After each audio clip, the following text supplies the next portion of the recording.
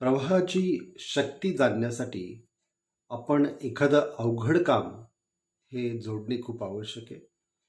कारण की इकिगाई हा आपला ज्यावेळेस आपण शोधतो, हा इकिगाई शोधल्यानंतर त्या इकिगाईच्या पद्धतीने कार्यप्रवण होण्यासाठी आपल्याला आपली जी कामं आहे ही व्यवस्थित जी आपल्या आवडीची आहे त्या पद्धतीने पार पाडणे खूप आवश्यक आहे.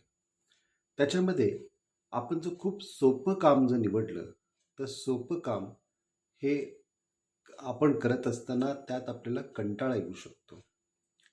म्हणून सोपं काम करत असताना जी गोष्ट आपल्याला माहीत आहे किंवा जी इझिली आपल्यातून होत जाते किंवा आपण करू शकतो, अशा पद्धतीचं जर आपण काम निवडलं, तर स्वाभाविक काही एक अर्ध्या तासानंतर, 1 तासानंतरच आपल्याला त्याचा कंटाळा यायला लागतो. मग ते काम आपण बंद करतो किंवा आपण असं अशक्य काम जर निवडलं, तर ते अशक्य काम करत असताना देखील आपल्याला ते काम थोडा वेळ केल्यानंतर आपल्याला त्याचा कंटाळा येऊ शकतो.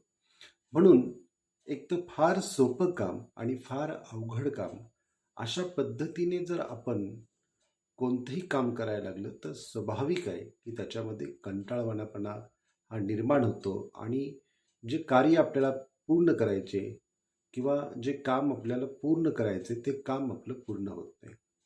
अशा वेळेस आपण काय केलं पाहिजे, तर जे आपल्या आवडीचं काम आहे ते आवडीचं काम आपण निवडलं पाहिजे.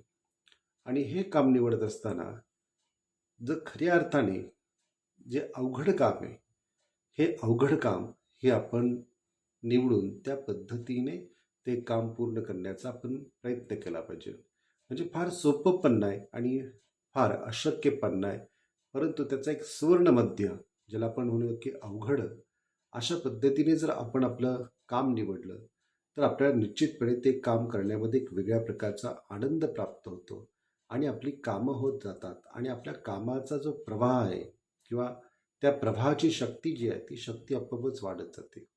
ज्याप्रमाणे एखादा खेळ खेळत असताना त्या खेळाचे नियम ठरलेले असतात किंवा एखादी गोष्ट करत असताना त्या गोष्टीचे नियम ठरलेले असतात.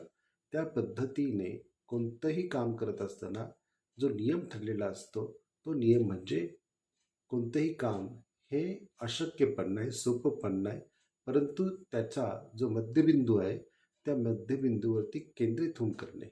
म्हणून ही गोष्ट आपण लक्षात घेतली पाहिजे आणि जे अवघड काम आहे ते निवडून ते पूर्ण करण्यासाठी आपण सातत्याने आपल्यातील प्रवाहाच्या शक्तीला प्रेरणा दिली पाहिजे. त्याच प्रकारे ज्या पद्धतीने आपल्याला जर एखादा चांगला डान्स आपल्याला करता येत असेल, तर अशा काही स्टेप निवडा ज्या अवघड आहेत. तर ते करण्यामध्ये तुम्हाला एक वेगळा आनंद आणि वेगळी मजा येईल. किंवा एखादं पुस्तक तुम्ही वाचत आहात, परंतु ज्या गोष्टीचं तुम्ही पुस्तक वाचत आहात, ते पुस्तक वाचत असताना तुम्हाला जर अनेक गोष्टी जर माहिती असतील, तर ते पुस्तक वाचण्यामध्ये आनंद येत नाही. म्हणजे ज्या संदर्भात, ज्या विषयात जे तुम्ही पुस्तक वाचत आहात, त्या विषयाबद्दल जर तुम्हाला माहिती असेल, तर त्याच्यामध्ये तुम्हाला जास्त आनंद येत नाही. परंतु जर त्या विपरीत असं अवघड पुस्तक असेल आणि ते वाचण्याचा तुम्ही प्रयत्न केला, तर निश्चितपणे त्याच्यामध्ये एक वेगळ्या प्रकारचा आनंद, एक वेगळ्या प्रकारची शोध प्रवृत्ती ही आपल्या मनामध्ये विकसित होते.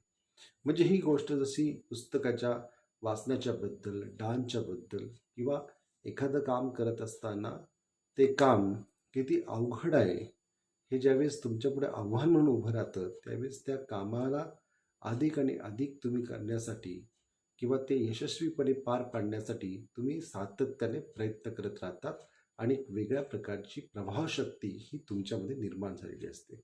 म्हणून या दृष्टिकोनातून आपण आपल्या कार्याला, आपल्या कामाला एक वेगळ्या प्रकारची कार्यप्रवणता लाभण्यासाठी आणि एक वेगळ्या पद्धतीने आपल्यामध्ये शक्ती निर्माण होण्यासाठी आपण सातत्याने नवे नवे प्रयोग करणे गरजेचे आहे. आणि हे नवे नवे प्रयोग करत असताना आपल्यामध्ये असणारी जी शक्ती आहे, त्या शक्तीचा विकास, त्या प्रवाहाचा विकास हे आपण एखाद्या गोष्टीचा सुवर्णमध्य निवडून त्या दृष्टिकोनातून आपण त्याचा विकास करणे खूप आवश्यक आहे.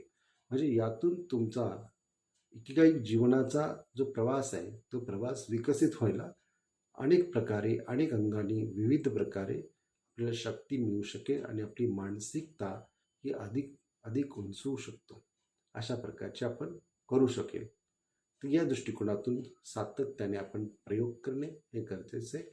त्यासाठी त्या दृष्टिकोनातून हा आपला इकिगाई विकसित करण्यासाठी आपण या अवघड कामाला शोधा आणि ते पूर्ण करण्याचा प्रयत्न करा.